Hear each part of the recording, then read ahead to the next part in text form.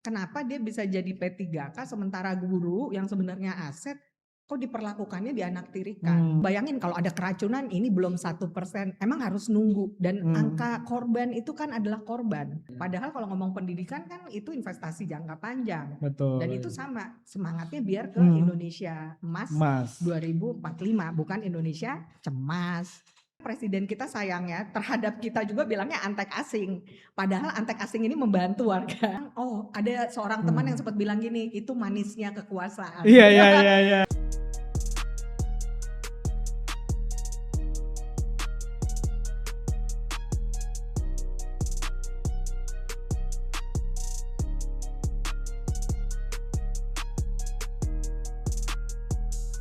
Supir MBG bisa gajinya lebih tinggi. Jadi dan ini menarik, artinya ada pihak-pihak. Nah, kalau kata Frederick Bastiat ya, tokoh libertarian, kalau ada satu kebijakan perhatikan dampak yang tidak terlihat. Pasti ada yang kena nih dampaknya. Dan di poin itu saya selalu bilang, negara kita memang menghadirkan, konstitusi kita menginginkan negara hadir.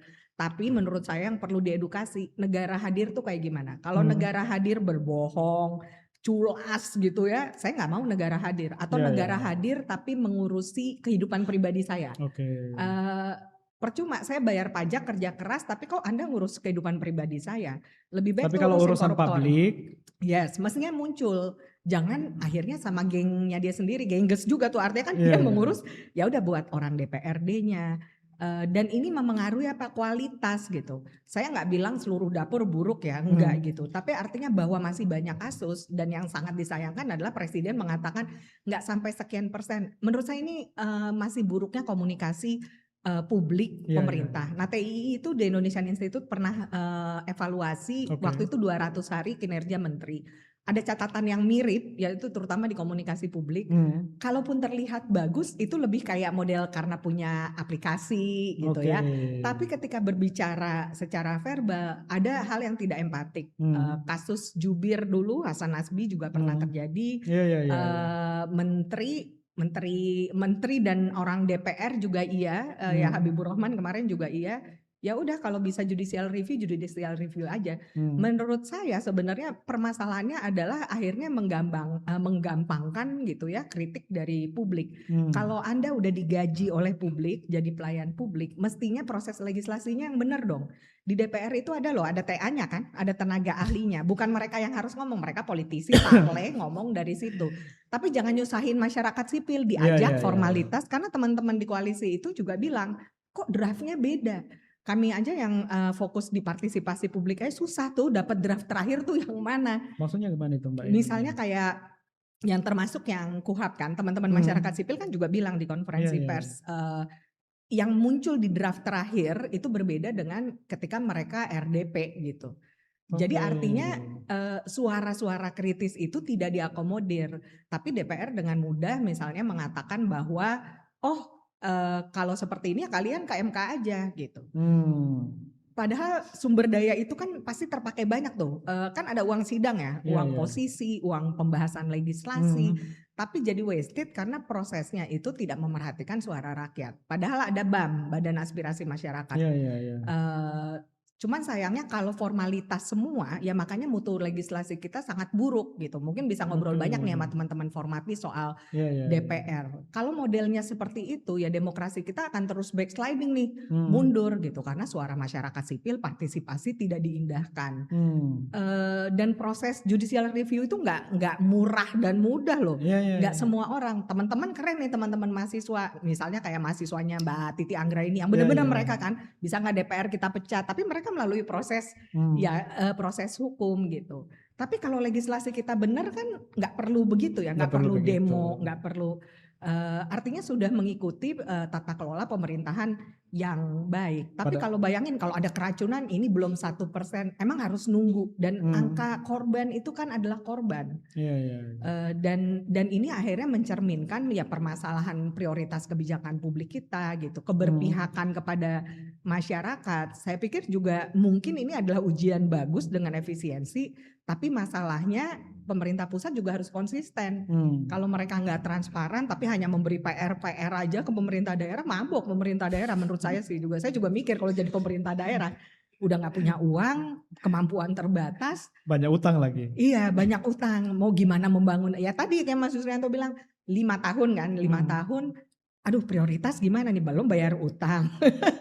Mungkin 3 tahun pertama bayar utang dulu. Itu pun kalau udah masuk 3 tahun pertama kembali konsolidasi lagi, Nah iya karena persiapan lagi nih. persiapan lagi. Iya buat sekarang aja kayaknya lebih ramai survei untuk 2029. Padahal ini baru 2029. 2026. Iya. Riuh gitu. Tapi mungkin bagus juga Reform Syndicate akan ngobrol misalnya dengan perwakilan dari APKASI gitu. Karena saya pikir ini suara-suara dari teman-teman di pemerintah daerah atau sempat ngobrol juga sama DPD mungkin ya. Iya. Karena ya senator itu juga, saya juga pengen tahu sih seperti apa posisi senator gitu untuk membela daerahnya biar DPD itu juga bergigi gitu. Ya ini kan DPD antara ada dan tiada. Banyak yang melihat seperti Marah itu. kan di DPD. Banyak tapi kan memang anggota-anggota hanya di DPD tahap satu aja kan. di tahap satu aja. Ya tapi setidaknya mereka ada program lah untuk masyarakat. Kan itu ininya sekarang DPD, tapi kalau udah berbicara soal legislasi, ya tidak ada kuasa tidak di ada situ. kuasa. Kecuali kalau misalnya presiden itu dipilih melalui MPR. Nah, kan ada kan ininya. Katanya. Ya nanti kalau gitu akhirnya kita kembali lagi ke masa lalu ya. Aduh. Iya, tadi itu menarik sebenarnya soal MBG terkait dengan disparitas antara SPPG, tim relawan dengan gaji guru honorer. Itu kan data yang ada. Kalau kepala dapur SPPG itu gajinya 6.400.000 per bulan. Kan itu, ini SPPG swasta ya? SPPG ini kan langsung ini yang direkrut.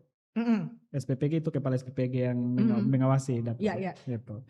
Nah kemudian 6.400.000 per bulan. Kalau ahli gizi SPPG itu 3.500.000 sampai 6 juta per bulan. Koordinator program 5 juta sampai 8 juta per bulan. Supir MBG. Nah, berapa nih? 1.938.500 rupiah sampai 2.900.000 per bulan. Guru. Nah, termasuk tunjangan keluarga. Belum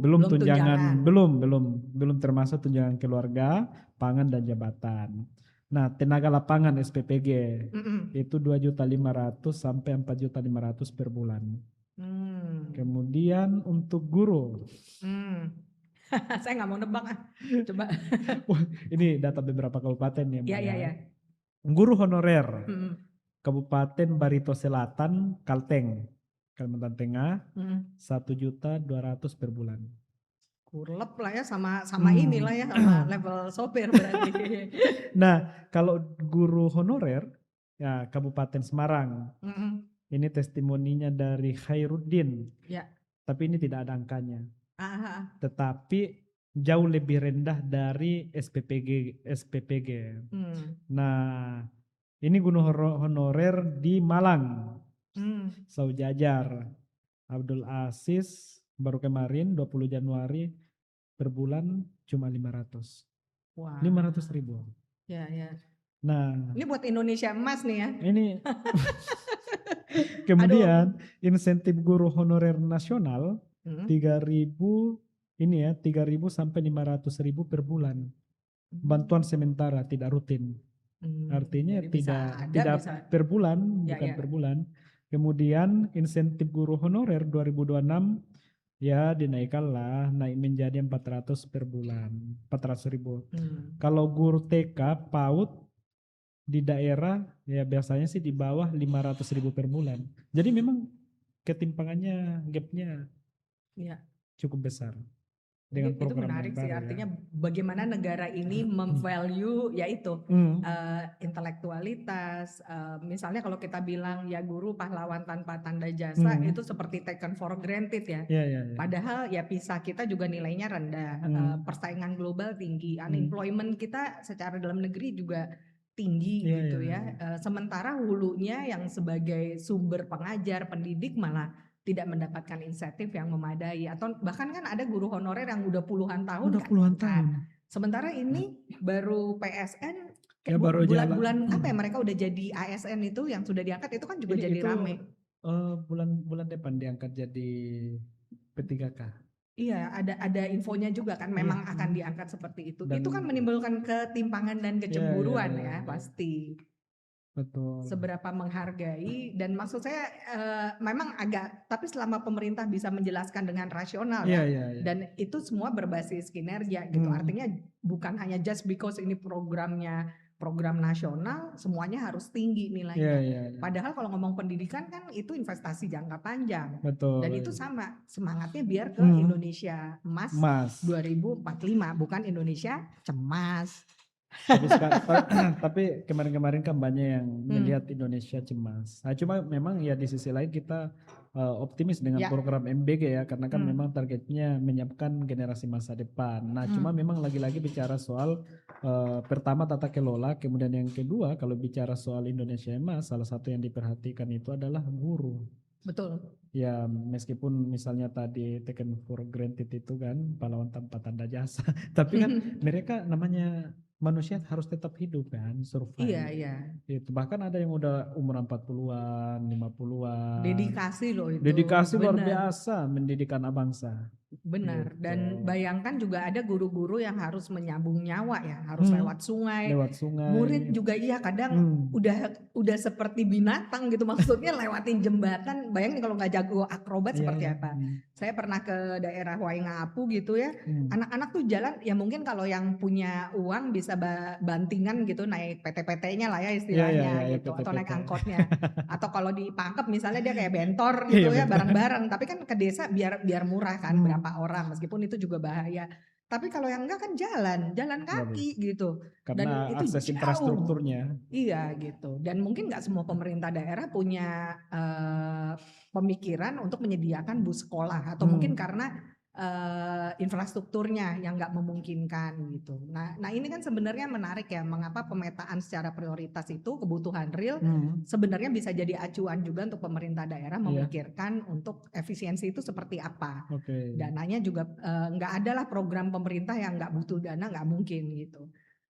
Dan untuk insentif itu memang menjadi penting karena selain itu isunya sensitif, itu kan menjadi mesiu juga untuk SDM yang bergerak. Gitu. Kalau dia tidak mendapat rewards yang oke, ya orang akan memberikan, ya dia nggak akan berkinerja dengan baik juga, tidak ada motivasi. Setahu saya bahkan ya, tapi ya jangan dibandingkan lah ya. Jakarta itu kan kayaknya supir trans gede ya gajinya ya. PJ, apa mau apply juga? Saya nggak tahu deh apakah bisa 7 juta apa berapa, tapi besar. Dengan segala tanggung jawabnya yang gitu. mereka pikul. Iya benar gitu, tapi kan privilege-nya beda. Jadi menurut saya itu juga yang perlu dilihat. Tapi kalau kita mau nggak mau, menurut saya memang pemerintah harus mengambil sikap dan berkomentar. Karena ini urusannya dengan pengangkatan P3K itu kan mengubah level juga gitu loh. Dan bagaimana apresiasi kita kepada profesi-profesi yang seharusnya diberikan insentif. Dan ini orang berdedikasi loh. Apalagi kan para guru ini pada umumnya lulusan S1.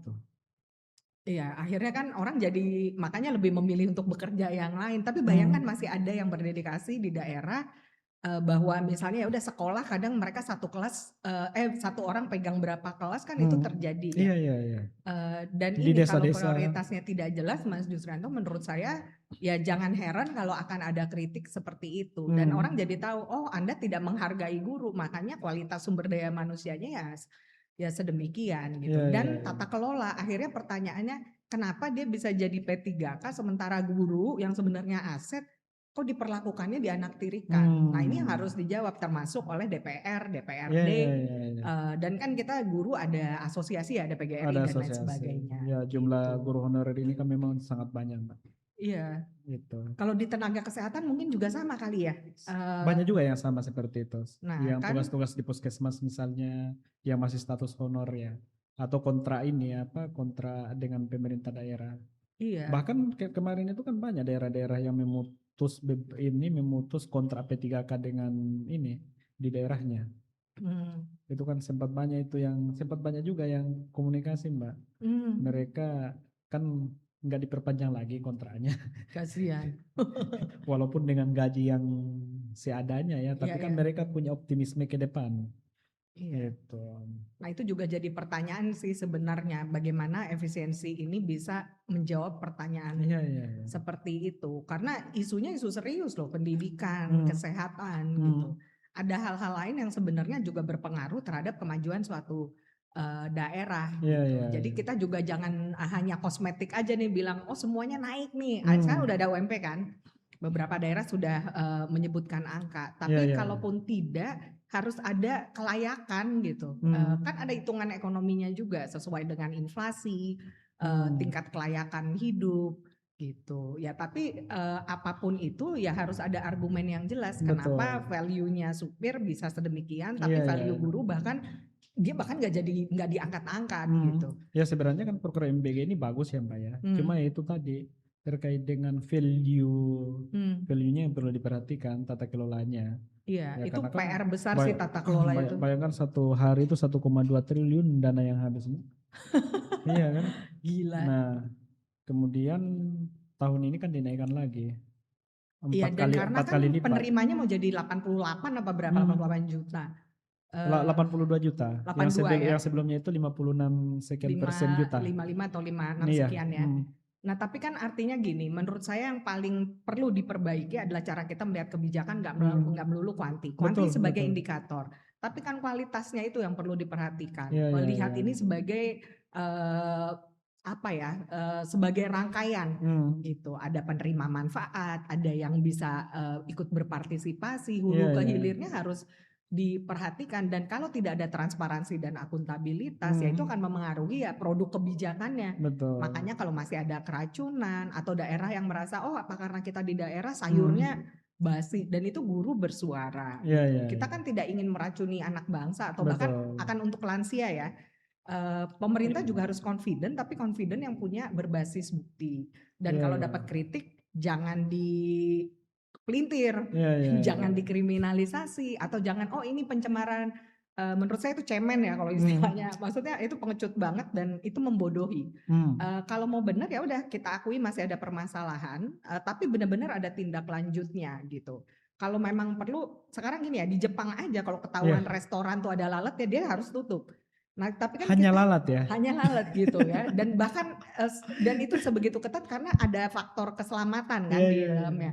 Apalagi kita gitu mau buat ibu hamil, lansia, jangan mempercepat kematiannya gitu. Dan ini kan penting. Kalau jadi gini, kalau menurut Milton Friedman gitu ya, ekonom, kebijakan itu tidak dilihat dari intensinya. Taruhlah misalnya nih saya jadi pejabat publik, saya bisa bilang ini buat kebaikan kalian semua. Iya, Tapi prosesnya, outputnya, outcome-nya berantakan, apalagi impact-nya, karena setiap kita ini kan bias kepentingan ya. Saya nggak akan tahu kebutuhannya Mas Yusrianto atau teman-teman di sini gitu. Jadi yang perlu dilihat bukan intensi baik bisa baik, tapi hasilnya buruk gitu. Nah ini yang penting. Jadi meyakinkan kebijakan yang baik, bukan hanya dengan narasi yang mengatakan kasihan anak sekarang makannya sama daun. Ya tapi apa nggak lebih kasihan kalau dikasih racun gitu kan.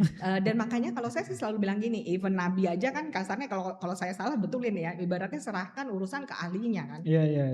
Buat saya kalau tata kelola salah satunya adalah kenapa di porsi yang urusannya gizi, urusan makanan, kesehatan, kok porsinya lebih banyak tentara.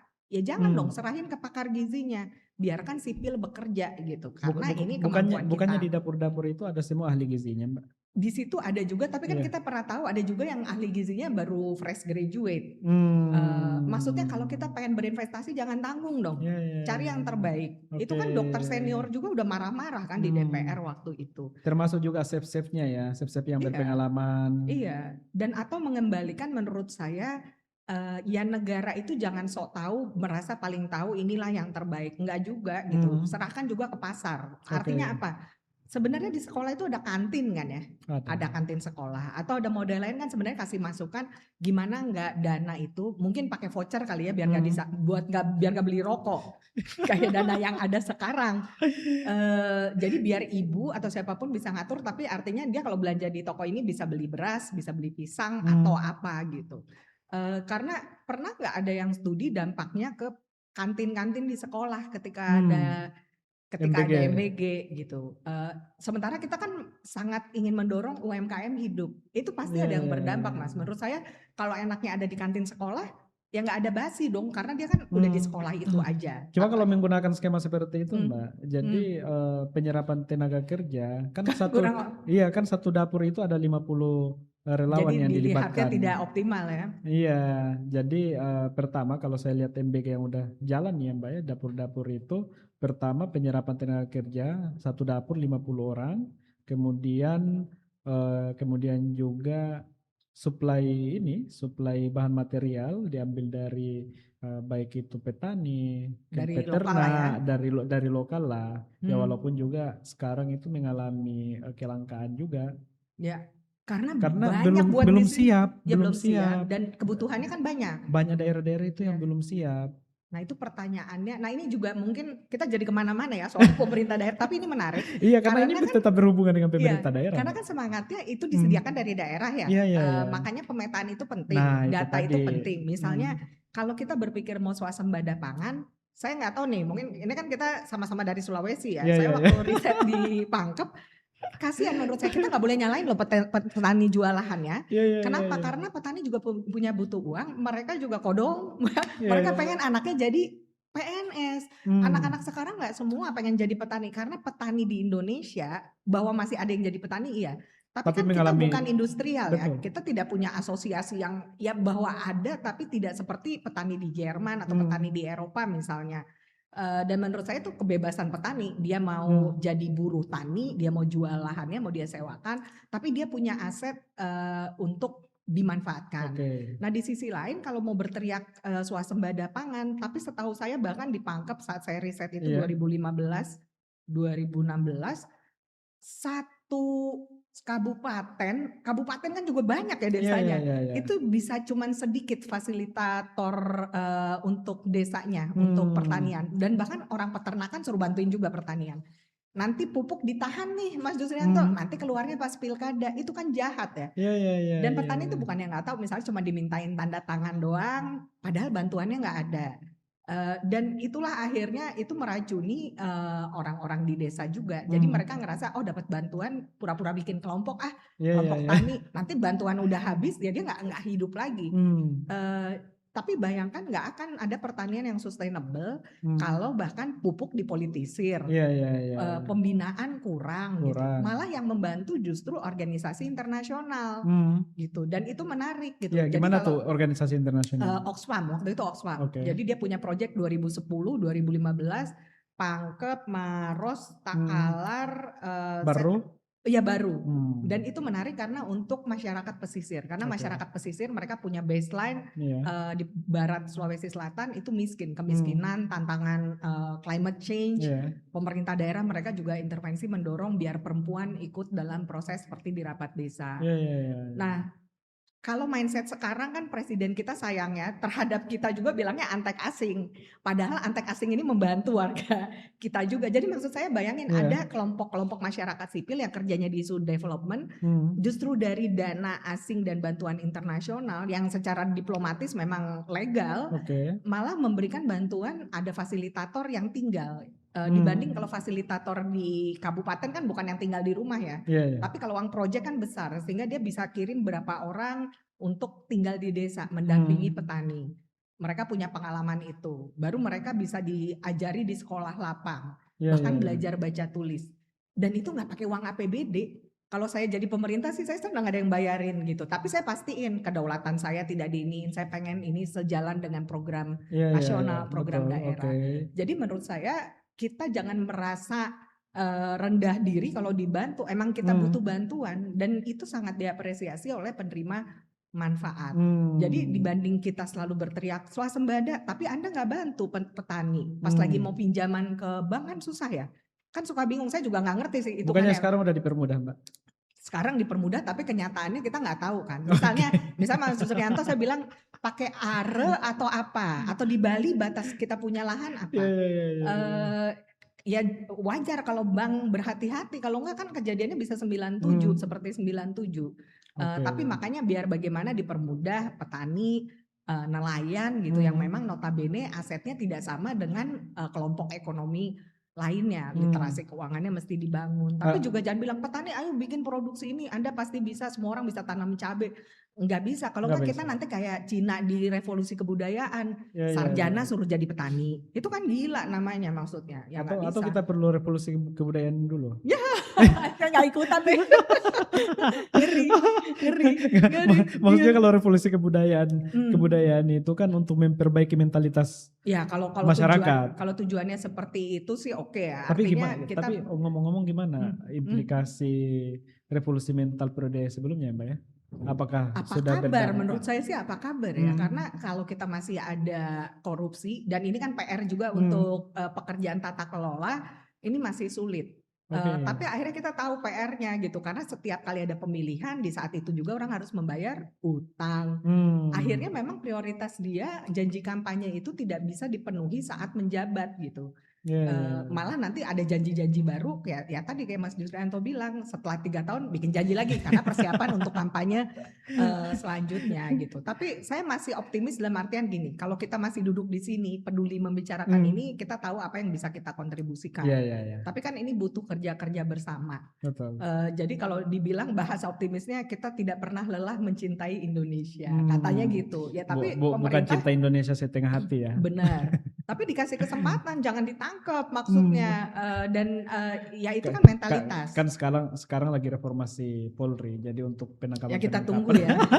Kita tunggu, jangan-jangan semakin diberi kesempatan, aduh saya bilang. Dan ini menarik, jangan sampai kita kayak jadi dihadap-hadapkan ya, maksudnya sipil dan militer. Ya kenapa kita nggak berjuang untuk Indonesia yang lebih baik untuk semua. Lagi-lagi kolaborasi. Benar gitu. Kalau ada kritikan ya diterima, dan yang baik kita dilaksanakan, diperbaiki. Benar, dan ya itu tadi mengalokasikan sumber daya ya sesuai dengan kebutuhan realnya. Nah artinya kan memang program kayak misalnya MBG, Koperasi Merah Putih, Sekolah Rakyat itu kan sebenarnya bagus, tetapi lagi-lagi kembali ke tata kelola. Kayak misalnya MBG, ketika misalnya pemerintah daerah mampu untuk memapping potensi yang ada di daerahnya, gimana supaya bisa keterlibatan.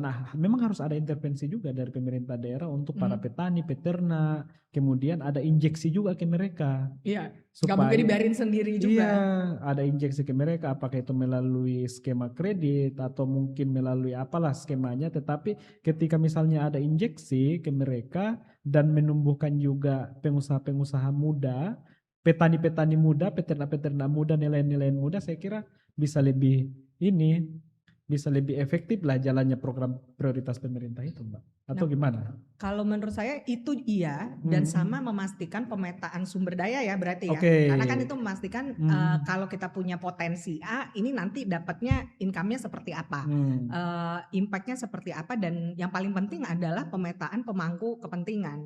Misalnya kalau untuk swasembada, atau misalnya kalau kekuatan di pariwisata, ini kan perlu di mapping pariwisatanya di daerah mana, sehingga masyarakat itu bukan hanya menjadi doer atau sebagai pelaku aja, tapi mereka juga punya kesadaran, ya udah artinya tidak malakin turis, mereka juga bisa membangun daerahnya, bisa mendapatkan pendapatan. Karena kan kayaknya ada juga deh kasus yang orang viralkan, misalnya datang ke pantai, kok banyak banget bayaran retribusinya, masuk pakai motor, pas di tengah jalan bayar lagi, belum pelabuhan ya, kalau nyebrang-nyebrang kita tuh kadang-kadang saya bilang, termasuk karena saya tinggal di daerah pelabuhan ya, jadi jahat memang orang-orangnya. Maksudnya pernah terjadi tuh di Pelabuhan Tanjung Priok bakar-bakaran karena mungkin supir kontainer udah jengah karena selalu dipalak sama preman di situ, yang sampai sekarang juga masih ada. Dan bayangin ketika bakar-bakaran itu terjadi, itu lumpuh tuh. Saya dari rumah yang mestinya cuma 5-10 menit 3 jam, karena saya juga bingung ada apa. Ya tapi itu yang terjadi, kan katanya semut kalau diinjak bisa melawan. Ya tapi keterlaluan, termasuk ketika April tahun lalu itu antrian tuh bisa 7 jam motor gak bergerak, mobil gak bergerak, karena memang pintu dari pelabuhan itu kalau dari info orang-orang ya misalnya rusak gitu. Dan daya tampungnya emang gak seberapa, sementara kalau mau liburan kan dia harus barang masuk ya, harus bisa dikirim. Dan jangan-jangan kita memang butuh reformasi juga, bahkan ya itu di pinggir laut itu di pelabuhan gitu. Tapi bayangin kalau semua orang bahkan sampai tukang sapu bisa mendapatkan duit dengan oh Anda kalau bayar saya bisa kasih nih tempat parkiran di mana. Karena kan kontainer posisinya menentukan dia bisa keluar duluan apa enggak. Dan seorang teman juga waktu itu cerita, dia ini importir buah gitu ya. Ya buah itu kan kalau kelamaan Pasti busuk. Iya, jadi ya dia terpaksa harus mengeluarkan tambahan agar bisa keluar cepat. Karena menurut dia, Din, saya sih nggak dapat untung banyak, tapi ini yang penting udah deh keluar dulu. Cuman bayangin ada biaya ekonomi tinggi yang harus ditanggung oleh pengusaha biar ini barang bisa apakah keluar. itu masuk negara atau masuk ke orang-orang tertentu? Itulah masuknya pasti ke orang tertentu dan yang atas nama selalu dibilangnya oknum ya. Tapi akhirnya ya yang kita tahu akhirnya korupsi berjamaah bahkan sampai tingkat tukang sapu itu dan menurut saya sih gila sih. Artinya kita saling memangsa satu sama lain gitu. Ya gimana mau maju gitu. Misalnya ada yang pengusaha dipalakin, tukang ini malakin yang. Jadi ya begitu, penegak hukum dibayar. Jadi memang PR ya itu revolusi mental itu saya pikir ya itu masih pekerjaan rumah sampai sekarang sih gitu. Ya, atau revolusi mentalnya mulai dari elit-elit politik, kepala-kepala daerah sampai kepala-kepala desa dulu, baru ke masyarakat. Karena kecenderungan kita patron ya, patron klien gitu. kita terlalu kuat. Jadi kayak lebih butuh ada role model. Nah itu memang akhirnya ya masyarakat juga harusnya bisa belajar ya. Ya kalau masyarakat juga masih menerima politik uang itu juga susah. Jadi memang akhirnya kita ya itu makanya saling memanfaatkan. Pokoknya selagi bisa ya kenapa enggak. Lo butuh suara gue kan. Akhirnya ya kualitas demokrasi kita ya sebegitu itu. Dan elit politik ketika misalnya menggunakan money politik, jadi persepsinya ke masyarakat kan udah saya bayar pada waktu pemilu. Bener. Iya kan, orang jadi ngapain kalian minta aja. lagi? Bener. Yang 20.000, 50.000, tapi kan hitungannya udah beli putus. Iya. Jadi beli putus ya. Iya, jadi beli putus. Dan menarik tuh, misalnya dilihat ekonomi pemilu, kita juga pernah tuh di Indonesia di situ buat berapa sih gitu. Karena kan memang semua pemilihan itu menggerakkan uang ya. Dari pasti. Kaos, baliho, itu ekonomi bergerak. Jadi mulai dari ini tukang sablon sampai ke lembaga survei. Itu dapat semua konsultan-konsultan ya. Konsultan. Iya. Ya sebenarnya kalau trickle down-nya nggak apa-apa, cuman memang yang nggak sehat itu dari sisi benar-benar membayar sejumlah uang. Meskipun kadang juga ada argumen menarik nih Mas Yusrianto, misalnya gini deh, dibanding melarang politik uang, udah kan satu orang satu suara, yang penting jelas aja gitu. Cuman kejelasan itu kita nggak bisa memastikan. Maksudnya yang jelas gimana Mbak? Harus ada duit atau? Saya berhak menjual suara saya, maksudnya iya gitu.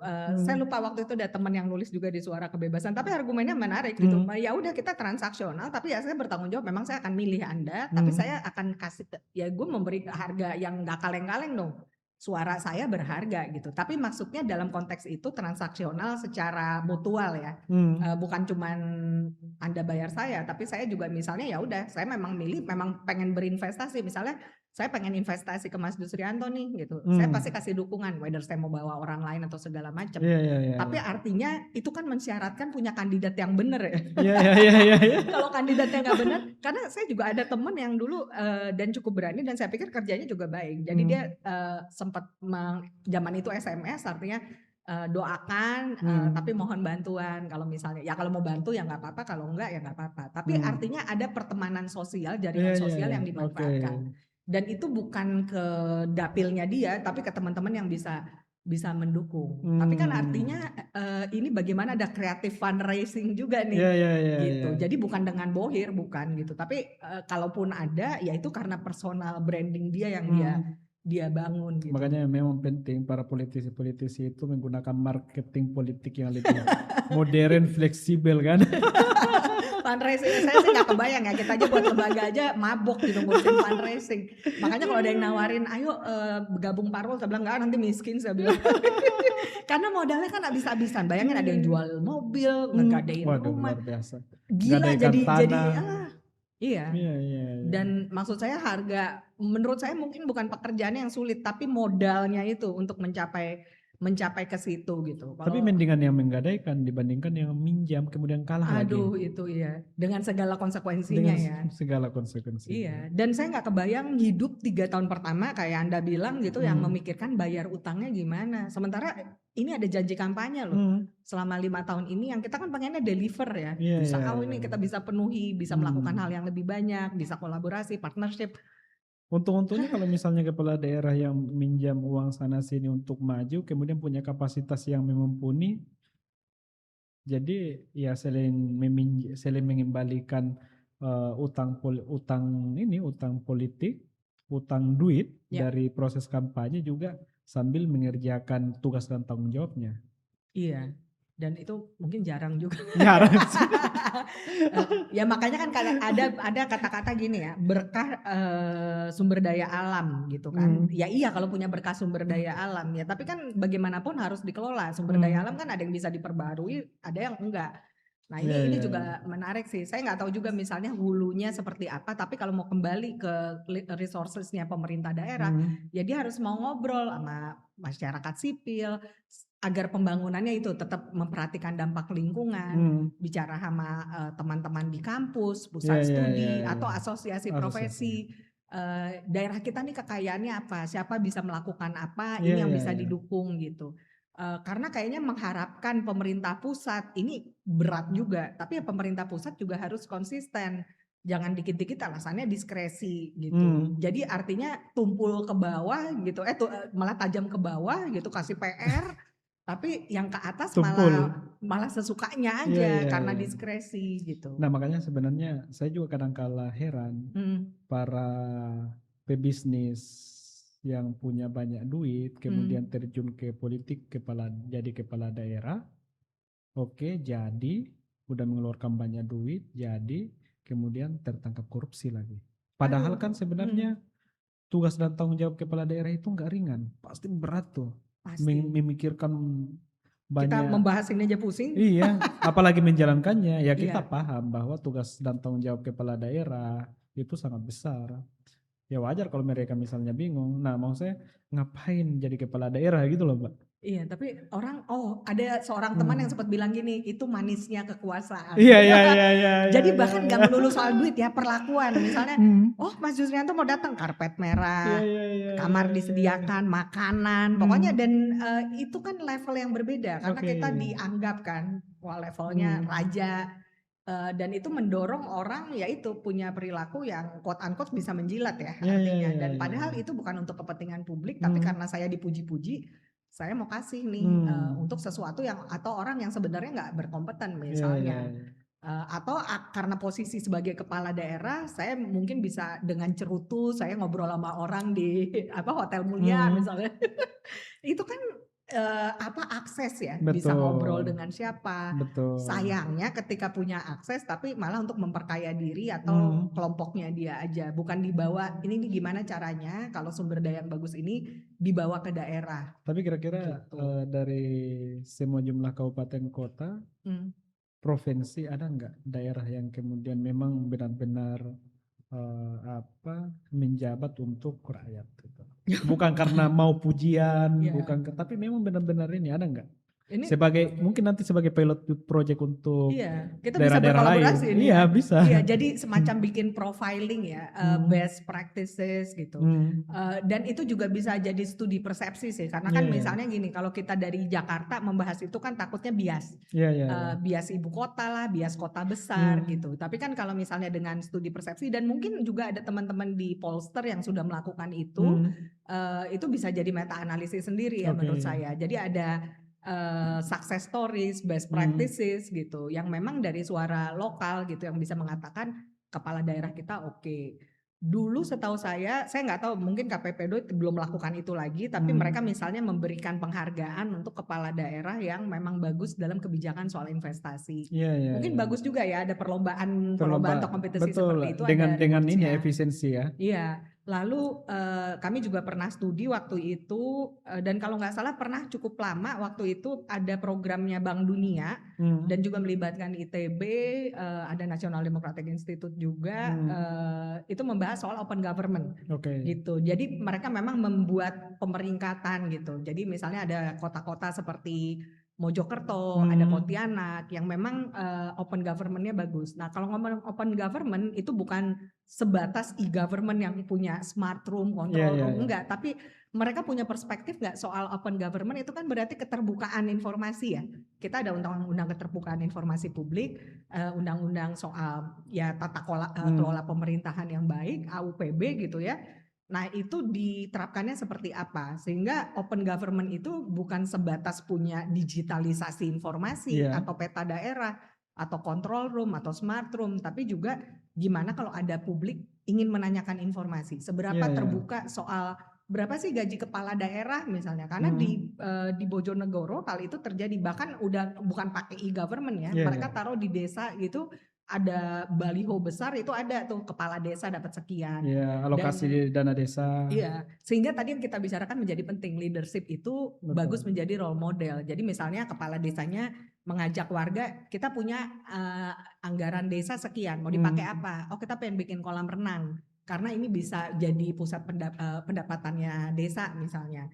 Atau ada kampung belimbing, tapi artinya itu solusinya dari lokal. Gitu. Yang terakhir Mbak, karena kan kita berbicara soal role model. Kalau Jawa Barat dengan model KDM untuk mengantisipasi dampak-dampak dari efisiensi, kemudian untuk keterbukaan informasi, memainkan media sosial, YouTube dan segala platform media lah. Nah, dan juga agak beda pendekatan tata kelola pemerintah provinsi di bawah KDM ini. Itu dinamika ya. Saya pikir juga dengan Bu Sherly juga menarik. Karena ada, nah ini kecenderungan di Indonesia kan figur kuat ya, individual leader. Nah ini kalau udah kolaborasi KDM dengan Sherly, wah ini viral tuh. Dan itu udah masuk tuh di polster itu calon 2029. Cuman yang menarik adalah dan kita juga belajar tidak berhenti pemimpin itu bagus di sosial media. Ya kita tahu lah kasus terakhir sebelumnya ya, Gubernur Jawa Barat gitu. Saya juga sempat ngobrol waktu itu dengan ya ada anak buahnya Pak Aing ini juga lah, tapi artinya dia memang lebih banyak one man show untuk membuat konten-konten ini gitu. Tapi kan sebenarnya gini, demokrasi kita itu kan sangat besar, sangat kompleks ya. Nggak semua hal bisa didekati dengan pendekatan medsos itu. Dan malah kan sempat ada kesalahpahaman tuh waktu dia sempat saya lupa kontennya apa, tapi ada warga yang tersinggung juga. Misalnya, dan ini tidak menjadi pendidikan politik kalau semua diukurnya dengan medsos. Medsos itu ya beda sama realitanya. Ya sekarang kan kalau nggak indikator ekonomi aja di Jawa Barat seperti apa, bahwa ketika ada Depok, Bekasi atau daerah lain yang nggak nurut sama gubernur kan agak aneh ya. Maksudnya ya bahwa kita bukan negara federal, tapi mungkin kan, karena lebih dekat dengan ibu kota mungkin. Nah itu dia makanya, dan dia kan ingin mendekat ke ibu kota juga katanya. Sehingga loh kok Anda kok jadi mepet-mepetnya ke Depok Bekasi nih. Nah, dan ini pasti kan ada pihak yang terganggu dan itu dynamics of politics, itu wajar banget gitu.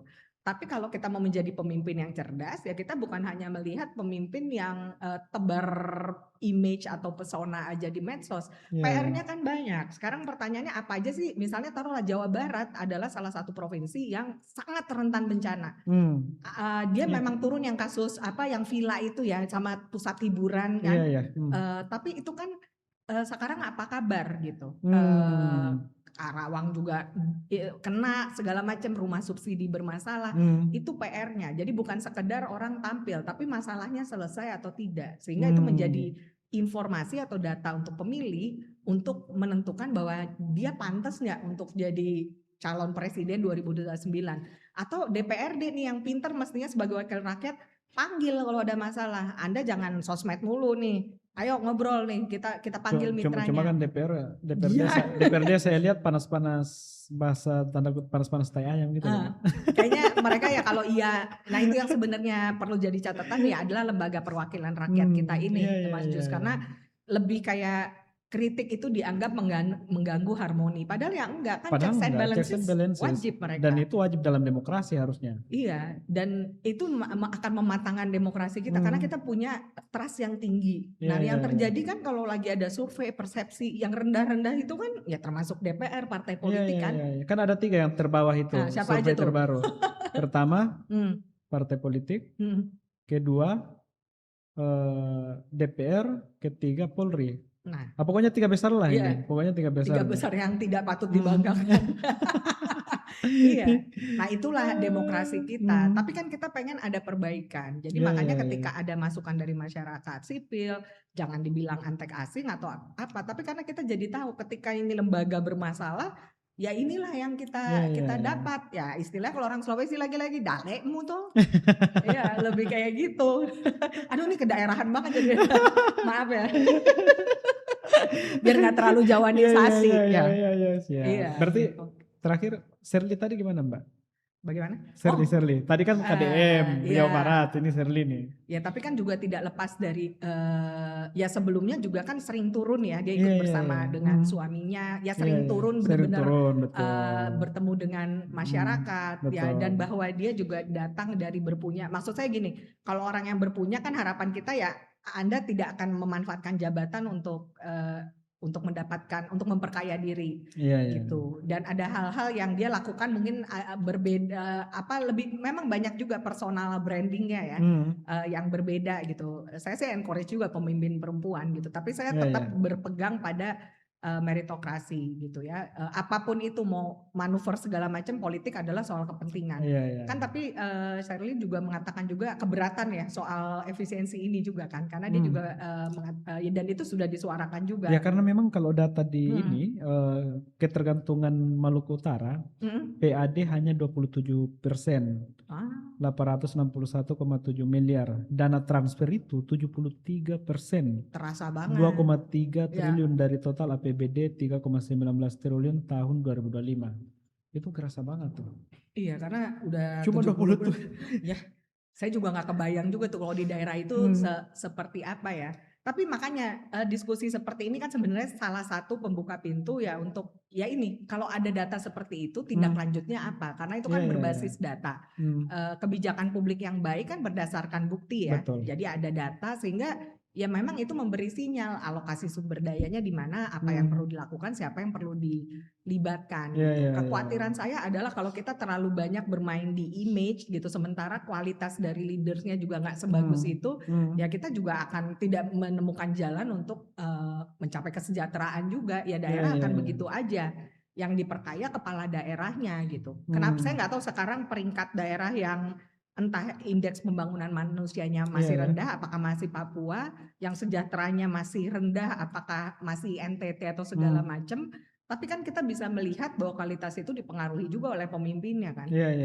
Betul pasti. Misalnya kalau dulu NTT itu nggak kurang loh yang bantuan dari luar negeri ya.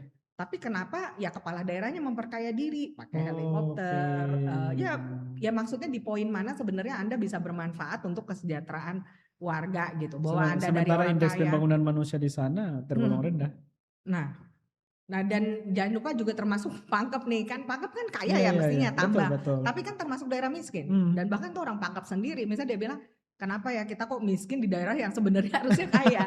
Ya karena itu ada oligark, jadi ya itu bayar utang lagi. Kalau kita baku kenal ya setelah saya Justrianto deh, tapi nggak selesai nih, nggak tuntas dengan PR-PR untuk masyarakatnya. Dan itu kan akhirnya orang jadi tanya kenapa gitu.